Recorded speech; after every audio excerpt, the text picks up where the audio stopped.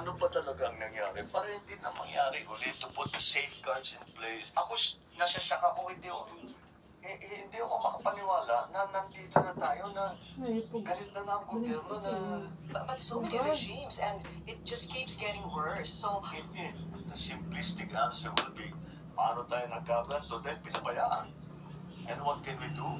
What we can do is to find out how this happened, who are the people that are involved, to make them answerable for their wrongdoing. And fix the structure so this is not allowable. That's the word that I think that it became allowable. Okay lang. Hindi problema yan. Hindi krimen yan. Sige lang. up to the level na 30% na lang yung naiiwan sa mga proyekto. Astounding yun. That's the part that talagang hindi ako makatulog pag iniisip ko. Paano tayo nagkaganto? I would think it's heartbreaking when you see all these Filipinos working so hard. But on the flip side, nakikita ko yung massive corruption na nangyayari. No? That's hard and I'm not disappointed. I get very, very... Ang dili na daw makuan ang sinat do this to people that katong have worked kuan ang every day of their nilang lives. kuan ba Ginawa katong ito kundi magtrabaho. ibang Eugene ba itong napalit niya ng nagkalitong sa Matina sa Pasig Kunin nyo pa sa kanila yun para sa Rizal bumili ng Matina. Rolls Royce. Isang pa sa Babalik na una naman ako doon sa nasabi ko kuan kanina nagyata. na Present Pero na di na pala corruption. karoon na Present ang kuya. kalawang. Present na Ang corruption. lalim ng Okay, problema ng Pilipinas. TVI. Yes, because I'm very upset. Ay, isa lang, ito yung mga posts ang Singapore, wala na yung rice field. And Ang they ang don't Switzerland deserve may ocean. mabuti mga kung masamang tao Kaya yan. Pilipinas na anay rice field atanan, pero Hindi naman eh. kuan gyapon ang naalang kay Ba't kuan magpaparusahan nga gobyerno. para magpayaman ka? Makes no sense. Nasa ako. Oh, kuya, ulo na. Oh, nasa ko ito na lang. Not for No, one. unod na. Thing. Not for one. Meron kanya. Why? Because Tilaw-tilaw I'm niya, given the sabaw-sabaw opportunity, na. actually, the privilege, the opportunity and the chance to actually do something.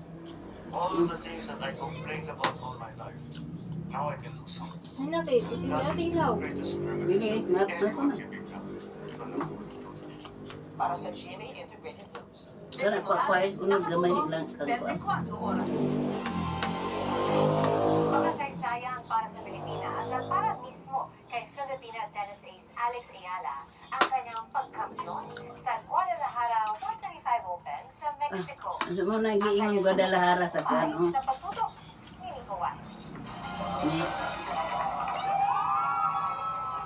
Victorious with tears of joy si Filipina tennis ace Alex Ayala nang makuha ang final points sa Guadalajara 125 Open sa Mexico kanina. 1-6, 7-5 at 6-3 ang resulta ng tatlong hard-pounding sets nila ni Pana Udvardy ng Hungary. Makasaysayan ang kanyang panalo dahil una itong kampinato sa isang Women's Tennis Association o WTA match para kay Ayala at para sa Pilipinas. Ipinagbunyi rin ng mga Pilipino ang panalo ni Ayala gaya ni Pangulong Bongbong Marcos na nagpapot ng kanyang congratulatory message. Ayon sa Pangulo, ang tagumpay ng buong bansa. Gagawin daw ng Pangulo ang lahat upang mas maraming atletang Pilipino pang sumunod sa yapak ni Ayala at maipakita sa mundo ang galing ng Pilipino. Sunod na sasama si Ayala sa SB Open sa Sao Paulo, Brazil. Dahil sa Guadalajara 125 Open, inaasahang aangat si Ayala sa number 61 sa WTA ranking mula sa kasalukuyang 75th place. Para sa GMA Integrated News, Nico Wahid, nakatutok 24 oras. Sunod, Pilipina nagpakilala ang Queen of Kingdom of Canada, Arestado. At ang total lunar eclipse na inaabangan ngayong gabi. ma. Unay kuya sa mga buros o kanang mga Sa 24 oras. mga baboy nga buros. Oo. Apektuhan. Nay I want to be in the front lines. Hindi ma- As history unfolds. Kaya mapektuhan niya. Nag-cover tayo sa Mga ang kuan mamatay ang napasulod sa tiyan. Ang uban dili. Tinuuhan naman siguro na. Ha? Tinuuhan naman na. Ay. Hindi na basta kanina na ang mga kuan, mga eclipse ba, mga at Yan sa to, isip, ikli. ng humanity. At Yun naman ang bulan ba na, oo. tayo saan man sa mundo ay Ang kadlawon ay mga almost 12 and mga Nagpapagawa na muna tayo mga document. Kailangan din natin ipakita sa reports natin yung pagmamalasakit kaya lang. at yung willingness to understand the situation of many people. Ang ato nyo. Huwag mahuli sa balita online. Join the millions of users of GMA News online and worldwide. Get the latest news, access exclusive stories, watch video reports, and live stream all in one app. Go to Apple App Store or Google Play Store. Search for GMA News. Look for the official app like GMA Integrated News and GMA New Media. Install and get started from news to lifestyle to sports. We've got everything for you. Huwag mahuli sa balita. GMA News online app. Balitang maaasahan sa kamay mo na. Init apa ng dilo.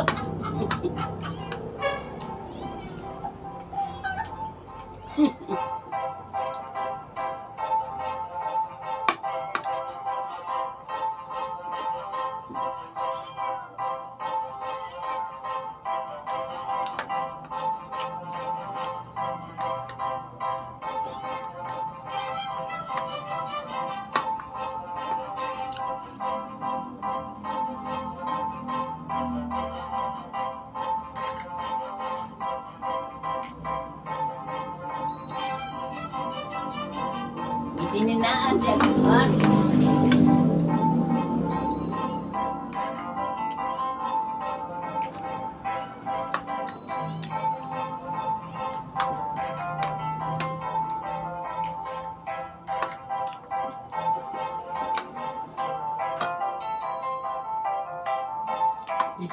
Sina. Ordering bricks online.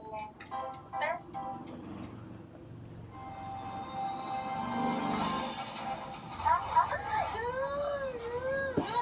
Kinangay na agos ng Kansalakan River ang dalawang estudyante sa Gibunan City, Negros Oriental.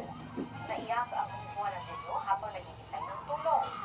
Ayon sa kapitan ng barangay sa lugar, maayos lang kalagayan ng dalawa. Nasagip sila ng kumapit sa ugat ng puno. Sinisisi ng kapitan sa pangyayari ang hindi natapos na spillway doon na halos 5 milyong piso raw ang pondo. Kasira-sira na rin ang mga nakatambak na imbonal na para sa proyektong sinimulan noon pang nakaraang taon.